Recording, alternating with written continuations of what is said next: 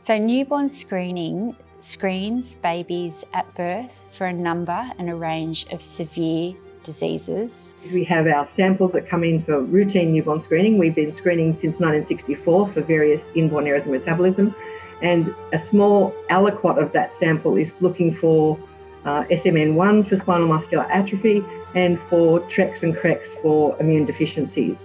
So what we've got is various internal assays that we can actually perform to be able to determine whether someone might have these disorders or not.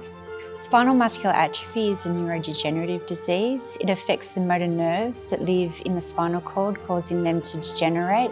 As a consequence of this, the muscles become weak and shrink or atrophy.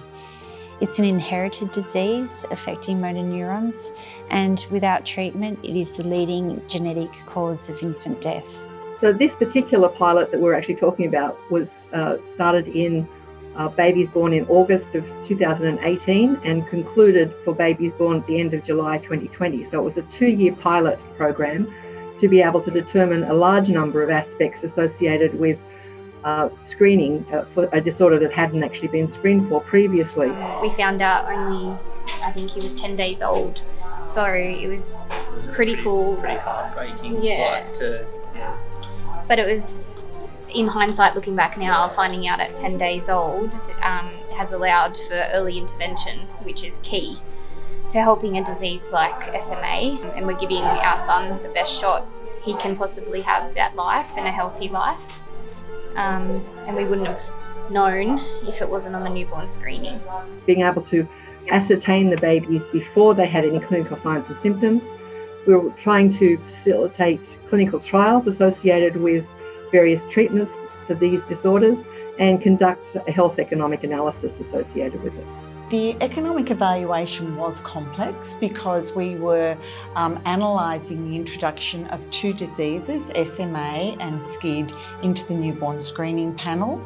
And also we had 2 candidate treatments for SMA, that's nusinersen and gene therapy, and 1 for SCID, which was stem cell transplant. The diseases that are screened for are important, serious health problems where a test exists and where knowing this information provides the opportunity to implement treatments that make a difference and dramatically impact health outcomes.